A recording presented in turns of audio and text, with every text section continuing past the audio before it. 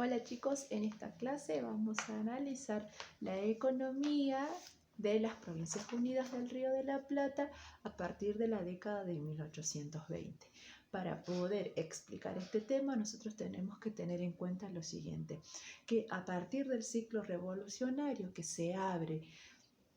en 1808-1810 con la prisión o con el encarcelamiento, secuestro de Fernando VII y la apertura de las juntas en los distintos virreinatos que tenía España en América, se abre un periodo caracterizado por los conflictos bélicos y las disputas políticas para elegir un proyecto de gobierno, proyecto de administración que, como vimos en los distintos casos americanos, la mayoría de ellos va a terminar con la ruptura política con España y el establecimiento de nuevos estados que se intentan conformar o consolidar al interior. Nosotros tenemos que tener en cuenta lo siguiente, que el proceso revolucionario que se inicia en 1810 en el caso del Virreinato del Río de la Plata hasta los últimos conflictos bélicos con España, el último fue en 1825 en el norte, vamos a encontrarnos con un periodo caracterizado por las guerras, por una crisis política y económica bastante aguda y por una ruptura en la producción minera. En ese sentido, nosotros tenemos que decir que más allá del declive en cuanto a la producción de la plata que se haya experimentado a lo largo de la década revolucionaria, también nos vamos a encontrar con la ruptura del espacio altoperuano. El Virreinato de Buenos Aires pierde lo que ha sido Bolivia o el Alto Perú y por lo tanto las remesas de plata que se llevaban desde las minas de Potosí y Oruro, principalmente Potosí, hasta el puerto de Buenos Aires. Tenemos en cuenta ese escenario, un contexto que ha dejado en una aguda crisis financiera a todas las provincias, porque la mayoría de ellas dependía de las remesas de plata potosina para el pago a los funcionarios administrativos y también para el mantenimiento de los ejércitos. Tenemos que decir que esto va a determinar en una agonía que va a vivir o va a experimentar el virreinato. Aunado a esto, sumado los intereses locales o las disputas por estos intereses que van a nacer de las distintas provincias que van a disputar su autonomía con Buenos Aires, y que eso ya lo vimos en un momento, un trabajo anterior. Nosotros tenemos que decir también que durante esta etapa toda la producción o casi su totalidad, la producción agrícola, la producción escasa minera que ya se viene perdiendo, se va a destinar para el mantenimiento de los ejércitos. Un ejército que exige cada vez más mayores recursos, lo que va a determinar o permite explicar en gran parte la pobreza de los sectores rurales y urbanos debido a los conflictos bélicos. Entonces, resumiendo, nosotros lo que podemos decir que la década es lo siguiente: la década revolucionaria ha determinado el quiebre del eje Potosí-Buenos Aires, que se había abierto con la fundación del Virreinato del Río de la Plata en 1776. Lo que dicen muchos historiadores es que a partir de la década del 20 se abre un espacio económico doble, conocido como un espacio bifronte, un espacio de dos caras. Por un lado vamos a tener la vía del Atlántico, encabezada por Buenos Aires, y por otro la vía del Pacífico, que tiene una orientación chileno-boliviana.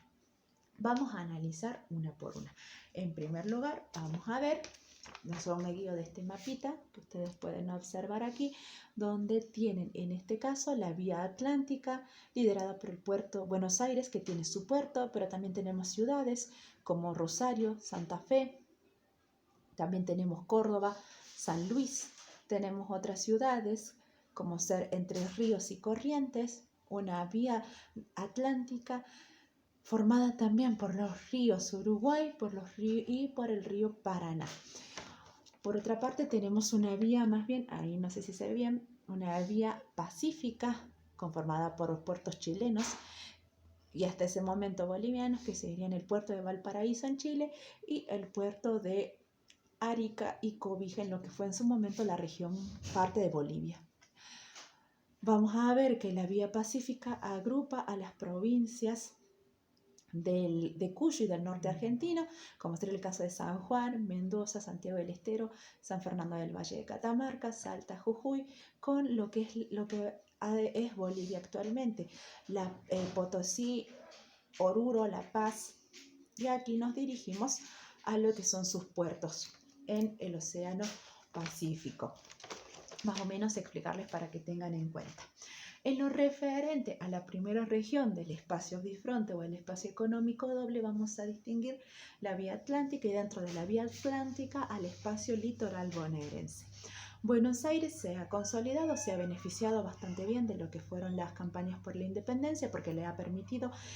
dejar de depender de España para sus negocios comerciales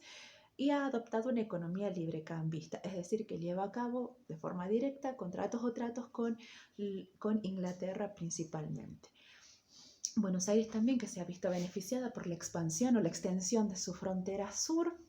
y en ella se ha destacado principalmente Juan Manuel de Rosas, que ha consolidado las estancias más poderosas, más fuertes en esa etapa, y se encarga de la producción de cueros, cebo, cuero vacuno, lana y cereales. Si nos vamos al espacio litoral, nosotros podemos distinguir el caso de las provincias de Corrientes, Entre Ríos y Santa Fe. Hablamos de Corrientes como una provincia que tiene una economía bastante diversificada, una economía que desde tiempos de la colonia va a tratar de mantenerse, una producción caracterizada por la yerba, el tabaco y la ganadería, sobre todo para el mercado interno. También vamos a tener la competencia brasileña, que va a determinar un momento de crisis para Corrientes porque los productos brasileños compiten con sus precios más bajos en la producción local, y ello va a tener como consecuencias grandes disputas con Buenos Aires para impedir el libre cambio o el comercio libre, sin trabas impositivas. También tenemos a la provincia de Entre Ríos, que va a tener un crecimiento económico, se puede hablar de un crecimiento entrerriano recién a partir de la década de 1830, y hablamos de una economía eminentemente ganadera. Las estancias ganaderas y también los principales saladeros se ubican en Entre Ríos. Allí podemos encontrar la estancia de Justo José de Urquiza, personaje que ya lo vamos a conocer más adelante junto con Juan Manuel de Rosas. También tenemos a la provincia de Santa Fe, una provincia habitada en gran parte por comunidades indígenas que no se va a consolidar sino hasta la década de 1840, y que tiene sus puertos. Tiene su propio puerto, que es el puerto de Rosario de Santa Fe.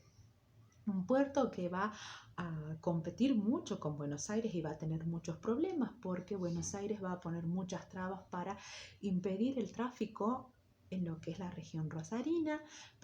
con la finalidad de quedarse con los recursos o con los impuestos que se cobran a las distintas importaciones, a determinados productos, no a todos, porque nos encontramos dentro de un esquema librecambista.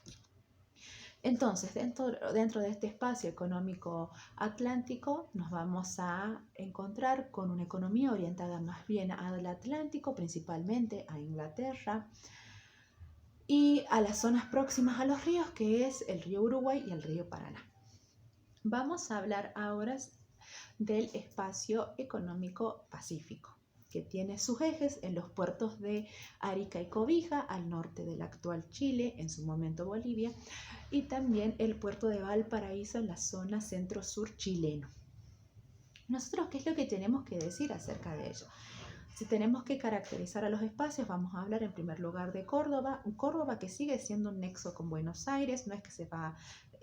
los espacios económicos no son aislados, sino que están en constante interacción, y las provincias continuamente están en contacto con Buenos Aires, más allá de que las distancias ahora sean otras. Más allá de que las distancias ahora determinen que las ventajas del comercio atlántico del comercio pacífico, se fijen en los puertos chilenos y bolivianos que se ubican a una trayectoria más cercana que el puerto de Buenos Aires.